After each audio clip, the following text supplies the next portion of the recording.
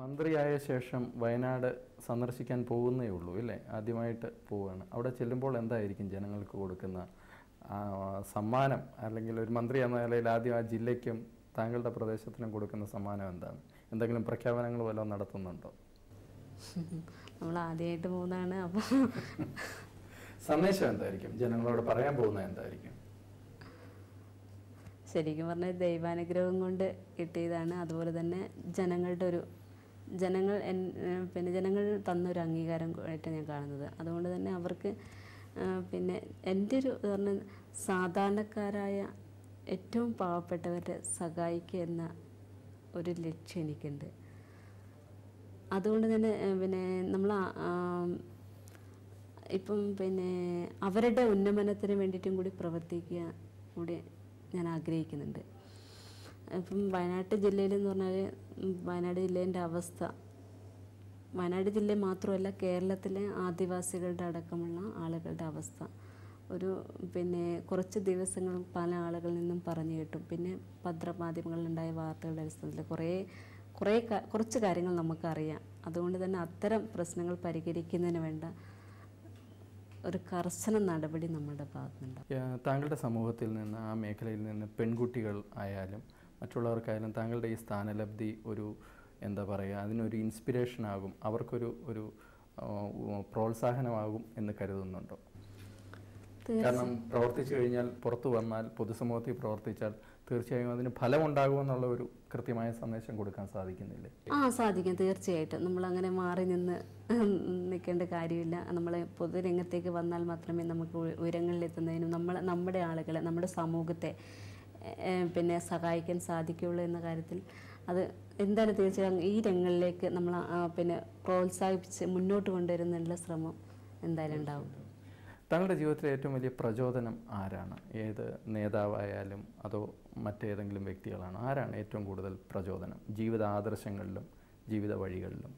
ഞാൻ നേരത്തെ പറഞ്ഞ പോലെ രാഷ്ട്രീയത്തിൽ നമ്മൾ കൊണ്ടുവന്നത് PK ഷൈബി എന്ന വ്യക്തിയാണ്.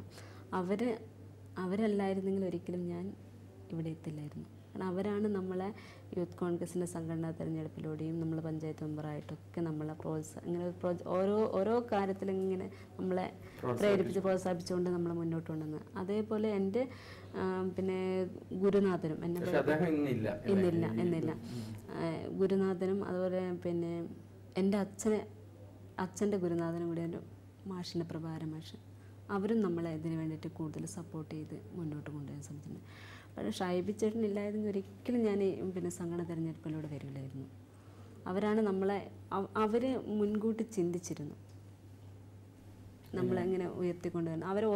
നമ്മളെങ്ങനെ പഞ്ചായത്തിലാണെങ്കിൽ പോലും നമ്മളോട് ഇങ്ങനെ പറയാറുണ്ട്, വെറുതെ കളിയാക്കിയാണെങ്കിൽ പോലും പറയാറുണ്ട്, നമ്മളടുത്ത MLA ആകാൻ പോകുന്ന ആളല്ലേ എന്നൊക്കെ പറയുന്നുണ്ട്. പക്ഷെ ഞാനത് സ്വപ്നത്തിൽ പോലും ചിന്തിച്ചിട്ടില്ലായിരുന്നു. ഞാൻ ഇങ്ങനെ ഒരു ഇതിലേക്ക് വരുമെന്ന് ഞാൻ ഒരിക്കലും ചിന്തിച്ചിട്ടില്ല. ഞാൻ എന്താ പറയുക, നമ്മൾ ഈ 5 വർഷം നമ്മളിനി നമ്മളതായ രീതിയിലേക്ക് പോകാൻ, അങ്ങനെ ഒരു ഒതുങ്ങി കഴിയാനാണ് ഞാൻ ആഗ്രഹിച്ചിരുന്നത്. പക്ഷേ വിധിയായിരിക്കാം. രാഷ്ട്രീയമല്ലായിരുന്നെങ്കിൽ ഏത് വഴി തിരഞ്ഞെടുക്കുമായിരുന്നു? ഏത് തൊഴിൽ മേഖല തിരഞ്ഞെടുക്കുമായിരുന്നു? എനിക്കൊരു ടീച്ചർ ആവണമെന്നായിരുന്നു വലിയൊരു ആഗ്രഹം. അതിനുവേണ്ടിയാണ് പഠിച്ചത്? ഞാൻ അതിനു വേണ്ടിയിട്ട് TDC ഒക്കെ പഠിച്ചു. അപ്പോൾ ഞാൻ അന്നും ആഗ്രഹിച്ചൊരു അധ്യാപികയാകാന്നുള്ള എൻ്റെ ഒരു വലിയൊരു സ്വപ്നമായിരുന്നു. എന്തായാലും അധ്യാപികയെക്കാട്ടി വലിയ ഒരു ഉത്തരവാദിത്തമാണ് ഇപ്പോൾ ലഭിച്ചിരിക്കുന്നത്. ഒരു ചോദ്യം കൂടി, കേരളത്തിലെ കോൺഗ്രസിനെ സംബന്ധിച്ചാണ്. താങ്കൾക്ക് ആദ്യ MLA ആണ്, ആദ്യമായി MLA ആകുന്ന ആളാണ്, ആദ്യമായി മന്ത്രിയാകുന്നതാണ്. പക്ഷേ കേരളത്തിലെ കോൺഗ്രസിനെ സംബന്ധിച്ച് പലരും പറയുന്ന ഒരു കാര്യം, ഗ്രൂപ്പിൻ്റെ ഒരു സ്വാധീനമില്ലെങ്കിൽ, സപ്പോർട്ടില്ലെങ്കിൽ, ശക്തമായ സാമുദായിക സംഘടനകളുടെ സപ്പോർട്ടില്ലെങ്കിൽ നിലനിൽപ്പില്ല എന്നാണ്. താങ്കളുടെ അനുഭവം അതിൽ നിന്ന് വ്യത്യസ്തമാണോ? ഭാവി മോശമാവുമോ? അതിനെക്കുറിച്ച് എനിക്കിപ്പോൾ പറയാൻ കഴിയില്ല. തീർച്ചയായിട്ടും. ശ്രീമതി PK ജയലക്ഷ്മി, താങ്കളുടെ മുമ്പോട്ടുള്ള പ്രവർത്തനങ്ങൾക്ക് എല്ലാവിധ ആശംസകളും നേരുന്നു. താങ്കൾക്കും താങ്കളുടെ മേഖലയ്ക്കും തീർച്ചയായിട്ടും മുമ്പോട്ട് ഉയർച്ച തന്നെ ഉണ്ടാവട്ടെ എന്ന് ഞങ്ങൾ ആശംസിക്കുന്നു. നന്ദി, നമസ്കാരം. Thank you.